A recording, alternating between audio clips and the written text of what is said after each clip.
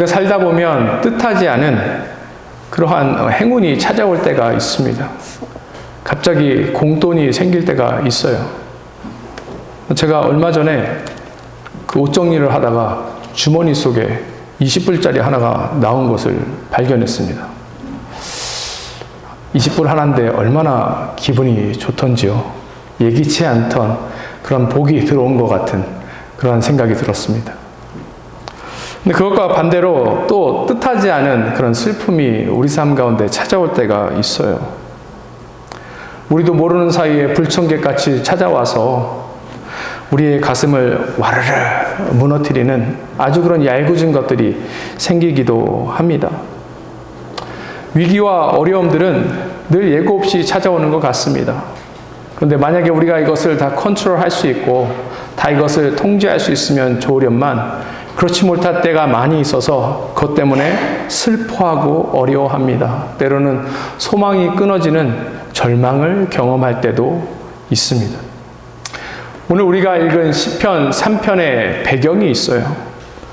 오늘 우리 본문에는 읽지 않았지만 우리 가지고 있는 성경에 보면 이 시편의 제목이 나옵니다. 이 시편의 제목이 무엇인가 하면 다윗이 그의 아들 압살롬을 피할 때 지은 시, 이렇게 되어 있어요. 우리가 이 제목만 읽어도 이 저자인 다윗의 상황이 어떠한지에 대해서 알 수 있는 것입니다. 그의 아들 압살롬이 아버지 다윗을 죽이기 위해서 지금 일어섰습니다. 아버지 다윗의 왕권을 빼앗고 다윗을 쫓아내려는 그런 순간이 찾아온 거예요. 이보다도 더 비극적인 사건이 인생 가운데 있을 수 있을까요? 아버지와 아들이 싸우는 거예요. 단순히 싸우는 것이 아니라 누구 한 편을 죽이려고 하는 것입니다. 근데 다윗 편에서 보았을 때는 이 싸움은 이길 수도 없는 싸움이고 질 수도 없는 싸움입니다. 그와 같은 어려운 환경에 지금 다윗이 처해 있는 거예요. 이 내용은 사무엘하 15장부터 18장 사이에 잘 나와 있습니다. 그리고 오늘 본문은 그 위기가, 다윗의 위기가 시작된 때를 이야기하고 있어요. 다윗은 지금 엄청난 상처를 받고 있습니다. 엄청난 어려움에 처해 있어요. 왜 그런가 하면 사랑하는 아들이 자신을 지금 반역하고 있습니다. 그와 함께했던 친구들이 지금 배신했어요. 뿐만 아니라 자기가 왕권을 잃고 도망가는 그 가운데에, 피난하는 가운데에 사람들이 몰려와서 그를 모욕합니다. 수치를 줍니다. 저주를 퍼붓습니다.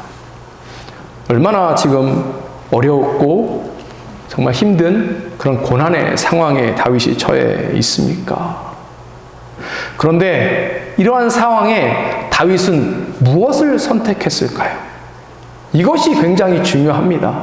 우리 삶에 어려움이 찾아올 수는 있는데 그때 우리가 무엇을 선택하느냐가 그 다음에 우리 인생에 있어서 굉장히 중요하다라는 사실이에요.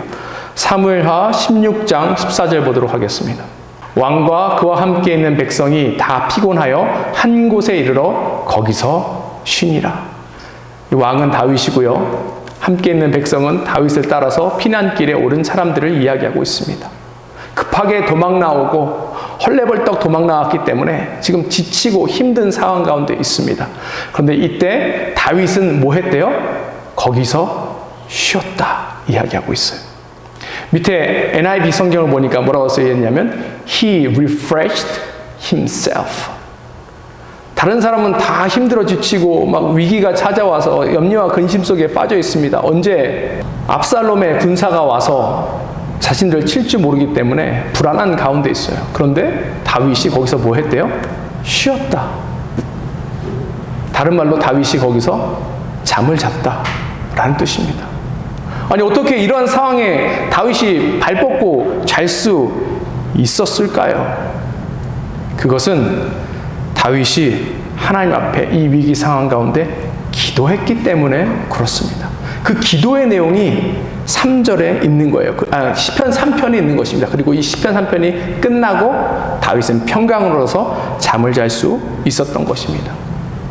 절망의 순간에 우리가 하나님을 바라보면 하나님께서 우리와 함께 하시기 때문에 그렇습니다. 그리고 하나님께서 우리를 도우시고 우리에게 새 소망을 주십니다. 그렇다면 우리는 소망이 꺼져가는 그 순간에 무엇을 선택하며 나아가야 할까요? 우리 오늘 이 다윗의 시를 통하여서 무엇을 붙들고 나아가야 될지 함께 살펴보기를 원합니다. 첫 번째, 소망이 꺼져가는 순간에 우리는 하나님을 불러야 합니다. 다윗이 지금 엄청난 스트레스 가운데 빠져 있어요. 그럴 것 같죠? 1절 보겠습니다. 여호와여 나의 대적이 어찌 그리 많은지요 일어나 나를 치는 자가 많으니이다. 조금 이 1절을 자세히 보기를 원합니다. 여호와여 나의 대적이 어찌 그리 많은지요. 어떻게 대적이 계속해서 늘고 있고 증가하고 있습니까? 라는 그 숨겨진 의미를 가지고 있어요. 한두 사람이 아니라 다윗을 대항하려고 하는 무리들이 계속해서 숫자가 늘어나고 있다라고 이야기하고 있습니다. 그리고 자기를 공격하는 자가 곳곳에서 일어서고 있다는 거예요. 학교에서 선생님이 이거 할 사람, 나를 이거 도와줄 사람 누구 있어요? 라고 이야기하면 학생들이 손을 들고 이렇게 일었죠. 이렇게 막 탁탁탁탁 일었을 거예요. 그와 같은 거예요. 다윗을 칠 사람이 누구인가? 라고 이야기하니까 막 이곳저곳에서 사람들이 일어나고 있는 그런 상황을 지금 표현하고 있습니다. 얼마나 다윗 입장에서 스트레스 받겠습니까? 앞에 잠깐 말씀드렸지만 그의 사랑하는 아들이 반역한 거예요. 그리고 얼마 전까지 다윗의 참모였던 사람이 이 아들 편에 서서 압살롬 편에 서서 지금 압살롬에게 전략을 주고 다윗을 이길 수 있는 방편을 지금 주고 있는 것입니다. 수많은 고관들이 지금 이 압살롬을 따르고 있고 그러자 대세가 압살롬에게 기울어졌다는 것을 사람들이 알자 수많은 사람들이 압살롬 편을 들고 있는 그런 상황 가운데 있습니다. 이게 얼마나 큰 위기였냐면 다윗이 그래서 이와 같이 이야기해요. 사무엘하 15장 14절 보도록 하겠습니다. 다윗이 예루살렘에 함께 있는 그의 모든 신하들에게 이르되 일어나 도망하자. 그렇지 아니하면 우리 중 한 사람도 압살롬에게서 피하지 못하리라. 빨리 가자. 두렵건대 그가 우리를 급히 따라와 우리를 해하고 칼로 성읍을 칠까 하노라. 엄청난 지금 위기 가운데 있다는 것을 우리가 알 수 있지요. 근데 이 상황 가운데 무엇이 다윗에게 가장 큰 아픔을 주었을까요? 그것은 다윗이 더 이상 의지할 것이 또 의지할 곳이 없다라는 것을 알았던 것이 가장 큰 어려움이었을 것입니다. 그가 의지했던 모든 사람들이 지금 다 배신했어요. 소망이 없는 것입니다. 우리 삶에 찾아오는 위기들도 이런 것들이 있어요. 우리가 믿었던 존재들이 있습니다. 특별히 한국 사람들, 부모들 자식 의지 많이 하죠. 이 아이가 크면, 이 아이가 잘 자라면, 이 아이가 이렇게 해주겠지, 저렇게 해주겠지 기대가 있습니다. 근데 기대가 많은 만큼 또 실망도 많아지게 되겠죠. 또 그 밖에 친구들, 혹은 자신이 가지고 있는 재산, 경력 등등 우리가 의지하고 있는 것들이 있는데 이 의지하는 것들이 우리 삶 가운데 사라지기 시작하면 우리 가운데 소망이 끊어지는 거예요. 배신당했다 느껴지면 우리 가운데 절망이 찾아오게 되는 것입니다. 다윗은 그런데 이 상황 가운데 어떻게 이 모든 것들을 극복했을까요? 1절 다시 한번 보겠습니다. 이 첫 구절이 굉장히 중요해요. 다윗이 뭐라고 처음에 이야기합니까? 여호와여. 굉장히 중요합니다. 이 어려운 문제를 해결할 수 있는 열쇠가 지금 여기 있어요. 여호와여. 이것은 무엇입니까? 다윗이 하나님의 이름을 부르고 있는 거예요. 어려움 속에서, 위기 속에서, 절망 속에서, 죽을 것 같은 그 상황 속에서 다윗은 다른 것 하지 않고 하나님을 부릅니다. 왜 그럴까요? 4절 보겠습니다. 내가 나의 목소리로 여호와께 부르짖으리니 그의 성산에서 응답하시는도다. 다윗은 영적인 진리를 하나 알고 있었는데 그것이 무엇인가 하면 하나님의 이름을 부를 때에 하나님께서 그 목소리를 어떻게 하신다는 거예요? 들으시고 응답하신다는 거예요. 그 문제 가운데 하나님께서 간섭하시기 시작하신다는 것입니다. 사랑하는 성도 여러분, 왜 우리 삶에 무언가 큰 변화가 생기지 않는 것입니까? 왜 우리가 어려운 가운데, 어려운 상황 가운데 있는데 아무것도 일어나지 않는 것 같은 그러한 느낌을 받을까요? 그것은 우리 인생을 하나님 앞에 온전히 드리지 못하기 때문일 수도 있다라는 사실을 우리가 이 시간을 통해서 기억했으면 좋겠어요. 우리가 갖고 있는 어떤 문제를 가지고 하나님 앞에 나아올 때, 그리고 하나님의 이름을 부르며 나아갈 때에 그때 비로소 하나님께서 그 문제 가운데 step in, 들어오셔서 간섭하시기 시작하십니다. 그러면 하나님께서 하나님의 뜻대로, 하나님의 방법대로 이 모든 것들을 해결해 나가시기 시작하실 것입니다. 우리가 잘 알고 있는 영국의 대문호인 셰익스피어가 이와 같이 이야기했습니다. 힘들 때 우는 것은 삼류다. 힘들 때 참는 것은 이류다. 그런데 힘들 때 웃는 것은 인류다. 힘들 때 우리가 어떻게 웃을 수 있습니까? 다윗과 같은 이런 상황 가운데 누가 웃을 수 있나요? 그런데 웃을 수 있는 이유가 하나 있습니다. 히브리서 4장 16절 보도록 하겠습니다. 그러므로 우리는 긍휼하심을 받고 때를 따라 돕는 은혜를 얻기 위하여 은혜의 보좌 앞에 담대히 나아갈 것이니라. 우리에게는 우리 삶을 보호하시고 인도하시고 우리 가운데 가장 좋은 것을 베푸시는 우리 하나님이 있기에 어떠한 위기 상황 가운데서도 그분을 의지하며 나아가는 것입니다. 그렇기 때문에 우리는 힘들어도 웃을 수 있는 인류가 될 수 있는 거예요. 사랑하는 성도 여러분, 힘들 때 웃으며 하나님 앞에 나아가는 인류 크리스찬이 됐으면 좋겠습니다. 그 가운데 하나님께서 우리에게 풍성한 은혜를 주실 줄 믿습니다. 소망이 꺼져가는 순간에 우리는 첫 번째 하나님을 부릅니다. 그리고 두 번째 우리는 하나님을 신뢰해야 합니다. 오늘 1절과 2절을 보면 다윗이 계속해서 한탄하는 것을 볼 수 있어요. 이건 불평불만이랑 좀 다릅니다. 지금 다윗이 불평불만하는 게 아니에요. 한탄하는 거예요. 그래서 성경에서는 이것을 신학자들은 이것을 한탄시다, 탄원시다 이렇게 부르고 있습니다.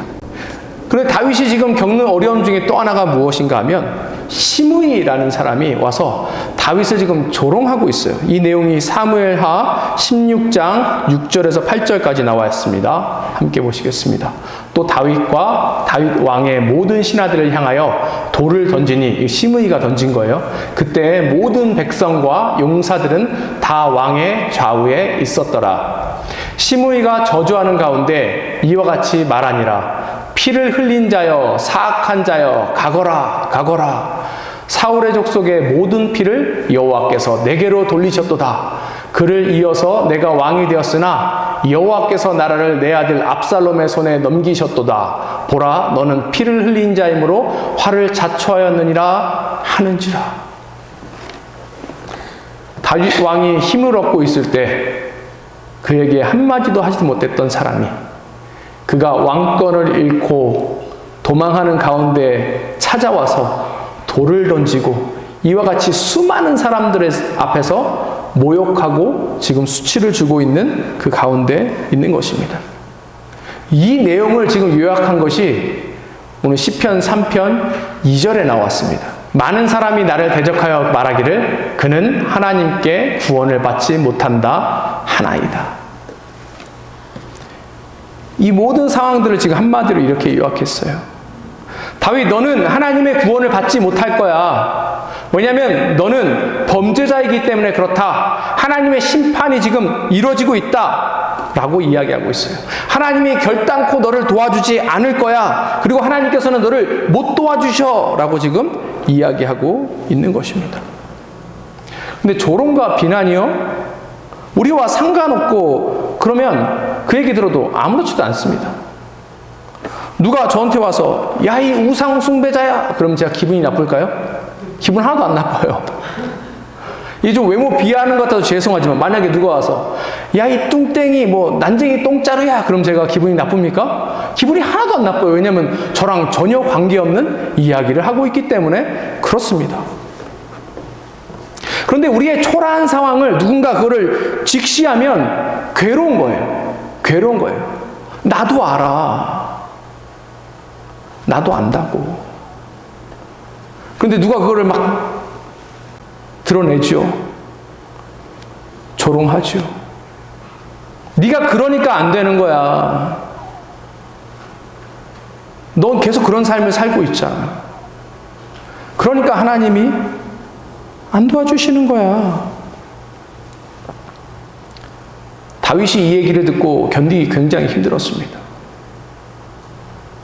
지금 시므이가 저주하는 내용은 다윗이 감추고 싶었던 자신의 가장 치욕스러운 부분을 드러낸 거예요. 그 사건이 무엇입니까? 밧세바와 간통을 저지른 사건이 있죠. 불륜을 저지른 거예요. 그리고 밧세바를 얻기 위해서 그 남편 우리아를 죽인 그 사건입니다. 그 벌을 지금 네가 받고 있는 거야 라고 이야기하니까 이 다윗은 견디기 힘든 그런 상황 가운데 있는 것입니다. 지금 2절에 뭐라고 이야기한다고요? 너는 구원받지 못할 거야. 하나님이 너를 떠나셨어. 너는 하나님과 전혀 관계없는 삶을 살게 될 거야. 근데 다윗이 밧세바와 그러한 죄를 저질렀을 때 견디기 힘들어서 한 고백의 내용이 또 하나 있습니다. 시편 51편 11절 보도록 하겠습니다. 나를 주 앞에서 쫓아내지 마시며 주의 성령을 내게서 거두지 마소서. 다윗은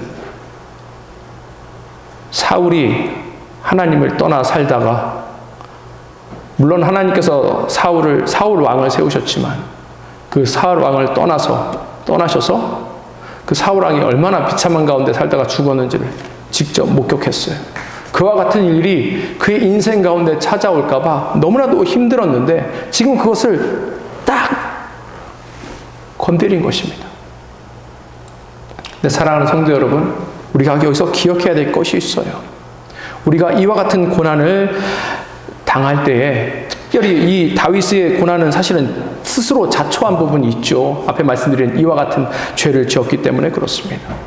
근데 그런 상황 가운데 사탄은 늘 조소해요. 야, 네가 그거밖에 안 되니까 네 인생에 큰 역사가 일어나지 않는 거야. 네가 늘 그렇게 범죄하고 하나님 앞에 온전히 서지 못하니까 하나님 일하시지 않는 거야. 하나님은 다른 사람 사랑하시지 너는 사랑하지 않으셔. 사탄이 우리에게 이렇게 조소할 때 절대로 위축되면 안 됩니다. 절대로 위축되면 안 돼요. 2절 다시 한번 보겠습니다. 너는 하나님께 구원을 받지 못한다. 이 얘기를 듣고 우리가 좌절하면 안 돼요. 우리의 심령이 위축되면 안 됩니다. 여기 구원이라는 히브리 단어가 있는데 이 단어가 뭐냐면 예슈아입니다. 예슈아. 어디서 많이 들어봤죠? 예슈아가 뭐예요? 예수님 이름이 히브리어로 예슈아예요. 예수님은 구원이라는 뜻입니다. 너에게 예슈아가 없다. 사탄이 우리에게 조롱해요. 여러분들에게 예슈아가 없다. 예수가 없습니까? 있지요. 우리 가운데 예수님이 있어요. 3절 보도록 하겠습니다. 다윗이 이것을 잘 알고 있어요. 3절 보도록 하겠습니다. 여호와여 주는 나의 방패시요 나의 영광이시요 나의 머리를 드시는 자신이이다. 3절에 시작할 때 아주 중요한 단어가 하나 있는데 우리말 번역본에는 그것이 생략되어 있습니다. 그런데 NIV 성경에는 쓰여 있죠. 그게 뭐예요? but 그러나 그래 나는 죄를 저질렀어. 그래 내 하나님 앞에 온전히 서지 못했어. 그래서 내 삶 가운데 어려움, 고난이 찾아왔어. 그러나 이걸 기억해야 합니다. 하나님이 누구래요? 우리 하나님은 우리의 방패십니다. 우리 하나님은 우리의 영광이세요. 우리 하나님은 우리의 머리를 드시는 자시다 라는 사실을 기억했으면 좋겠습니다. 이 원어를 보면 방패, 영광, 머리 드는 자 이렇게 명사로 단어 하나로 딱딱딱 쓰여 있습니다. 그 의미는 무엇인가 하면 과거 이 다윗이 겪었던 경험을 이야기하는 거예요. 내 삶을 되돌아보니까 물론 내가 부족하고 어려웠고 또 아픈 부분도 있지만 그럼에도 불구하고 하나님께서는 늘 나와 함께 하셔서 하나님은 내 삶의 방패가 되셨었어. 하나님은 나의 삶의 영광이 되셨었어. 하나님은 나를 늘 머리 들게 하시는 분이셨어 라는 것을 고백하는 거예요. 자신의 과거의 경험을 통해서 하나님의 살아 역사하심을 다시 한번 선포하며 나가는 것입니다. 사탄이 조소하고 조롱할 때에 그것으로 인해서 마음이 위축되거나 넘어지는 것이 아니라 성경의 진리를 갖다 대면서 그 가운데 승리하고 있는 그와 같은 장면입니다. 이러한 것을 고백함으로 인하여서 다윗은 평안함을 얻게 되었어요. 5절 보도록 하겠습니다. 내가 누워 자고 깨었으니 여호와께서 나를 붙드시미로다. 그러니 이제 다윗은 평안히 잠 가운데 나갈 수 있는 것이죠.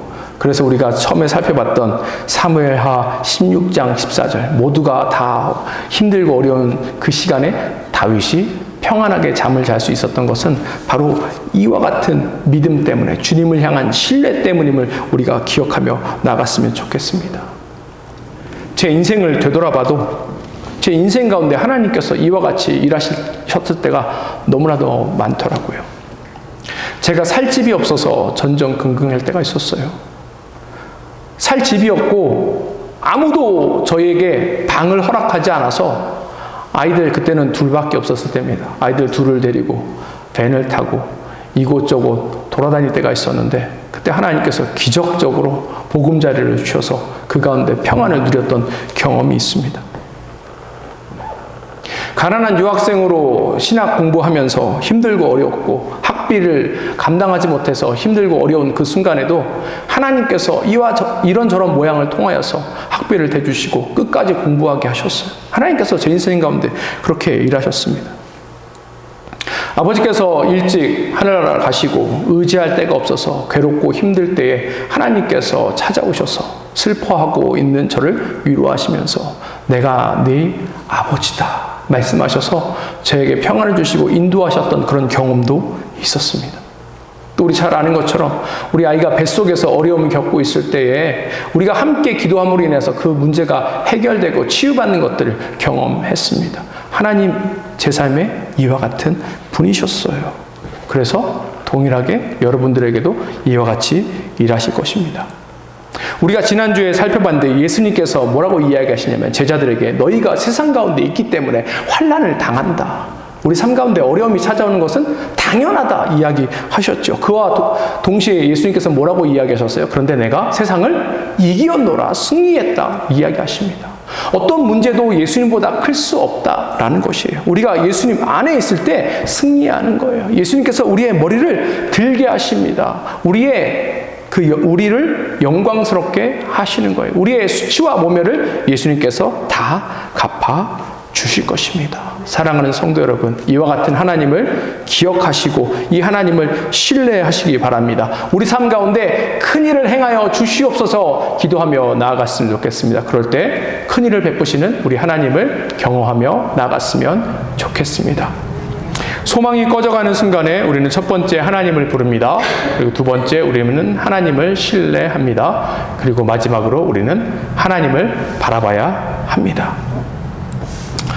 성공하는 사람들에 대한 그 연구가 계속해서 이루어지고 있는데 그 중에 요즘에 새로운 관점으로 보기 시작한 것이 있습니다. 그것이 무엇인가 하면 회복 탄력성이에요. 영어로는 resilience라고 이야기하는데 그것이 무엇인가 하면 실패하고 넘어졌을 때 어떻게 빨리 정상으로 돌아오는가. 이 속도가 빠르고 이것을 빨리 찾아오는 사람이 승리한다라는 것을, 성공한다라는 것을 이야기하고 있습니다. 쉬운 예로 우리가 잘 알고 있는 발명왕 토마스 에디슨을 보면 알 수 있어요. 이 에디슨이 우리가 늘 성공한 것 같지만 이 사람은 1만 번 실패했대요. 그런데 그럴 때 이 에디슨이 뭐라고 이야기했냐면 나는 실패한 것이 아닙니다. 제대로 작동하지 않은 1만 가지의 방법을 발견했습니다. 라고 이야기했다라고 합니다. 그래서 이 사람이 성공할 수 있었다라는 거예요. 요즘 젊은 사람들의 말로 멘탈 각, 이런 사람이 바로 회복 탄력성이 있는 사람이 있죠.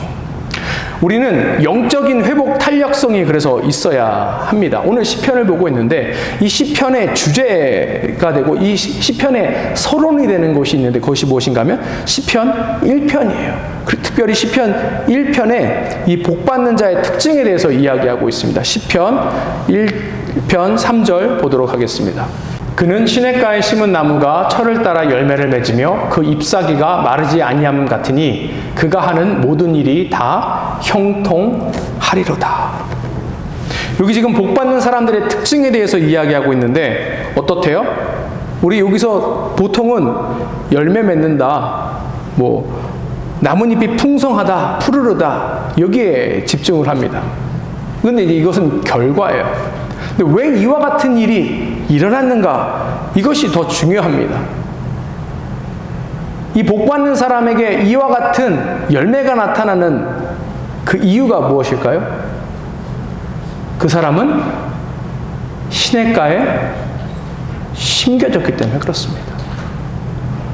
다른 것 때문에 열매 맺는 것이 아니고 시냇가에 심겨졌대요.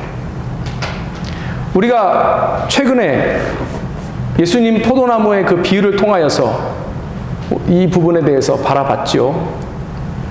포도 가지가 왜 열매를 맺어요? 포도 가지가 포도나무에 붙어있기 때문입니다. 그리고 하나님은 누구예요? 그 모든 것들을 가꾸시는 농부시죠. 하나님께서 우리를 시냇가에 심기우시면 당연히 우리 삶 가운데 열매 맺히는 거예요. 그리고 그 시냇가에서 오는 그 영양분을 통하여서 열매 맺게 되는 것입니다. 우리가 이것을 기억해야 돼요.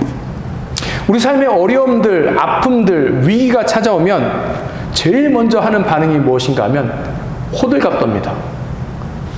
그리고 전전긍긍해요. 계속 찾아오는 이 문제를 바라보고 이 문제를 묵상합니다. 염려와 근심을 계속해서 생각하며 나가요. 그런데 한번 생각해 보세요. 우리가 그 문제에 대해서 염려하고 근심한다고 그 문제가 해결됩니까? 안 됩니까? 안 되죠. 안 되죠. 우리 지난 시간에 살펴봤잖아요. 우리가 염려하고 근심한다고 키가 한 자라도 자랄 수 있습니까? 없습니까? 없지요. 없지요. 이것을 기억해야 돼요. 우리가 스트레스 받잖아요. 그리고 우리가 좌절당하는 그런 순간이 찾아오죠. 우리 가운데 수치가 찾아오는 그런 순간이 찾아오죠. 환란이에요. 압박받는 거예요. 그럴 때는 우리가 좋은 결정을 할 가능성이 거의 없습니다. 우리가 선택하는 것은 거의 망하는 걸 선택할 수밖에 없어요. 그러니까 이때 중요한 것이 무엇인가 하면 하나님을 바라보는 거예요. 8절 보도록 하겠습니다. 구원은 여호와께 있사오니 주의 복을 주의 백성에게 내리소서. 지금 다윗이 하나님을 바라보는 그 상황 가운데 있습니다. 근데 이 8절을 보면 굉장히 뜬금없어요. 지금까지의 이야기의 플로어랑 맞지 않는 것 같습니다. 보세요. 지금 다윗이 위기가 찾아왔잖아요. 어려움이 찾아왔습니다. 환란이 찾아왔습니다. 근데 이때 다윗이 뭐라고 이야기해요? 하나님 복 주세요. 복 주세요. 하나님 문제 해결해 주세요. 저 힘들고 어려워하게 만든 사람 하나님께서 심판해 주세요. 저 사람 참 어렵게 만들어 주세요.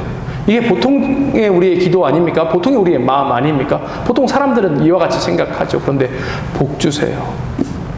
무슨 얘기인가 하면 하나님만 바라보겠다라는 것입니다.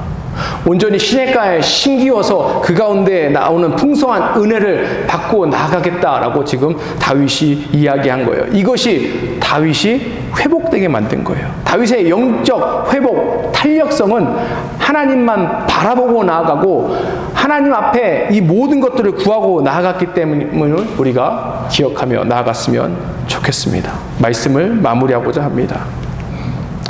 우리는 형통한 삶을 살기를 원해합니다. 그리고 우리 자녀도 아주 형통한 삶을 살면 좋겠다라고 생각을 하지요. 그런데 기억해야 될 것이 하나 있는데 성경적인 형통은 우리가 생각하고 바라는 순탄한 삶, 평탄한 삶과는 전혀 거리가 멀다라는 것입니다. 그래서 늘 우리 삶에는 괴리가 있는 거예요. 어떻게 하나님의 자녀들은, 하나님의 사람들은 형통함이 있다고 하는데 내 삶은 왜 이렇게 굴곡진 거야? 내 삶에는 왜 이렇게 자꾸 어려움이 찾아오는 거야? 왜 내 삶에는 빛이 보이지 않는 거야? 이러한 괴리가 우리 가운데 찾아온다라는 것입니다. 우리 인생에 종종 큰 파도가 몰아칠 때가 있습니다. 거센 비바람이 몰아치게 돼요. 그러면 우리는 슬픔에 빠져서 헤어나지 못할 때가 많습니다. 괴로움에 쌓여서 어찌해야 될지 모를 때가 있어요. 너무나도 가슴 아파서 어쩔지 모르는 그런 상황들이 생깁니다. 그런데 이러한 상황들은 우리가 통제할 수 없어요. 우리가 통제할 수 없는 상황과 환경 속에서 우리가 그래서 선택해야 할 것이 있습니다. 그것이 무엇인가 하면 하나님께로 나아가는 것이죠.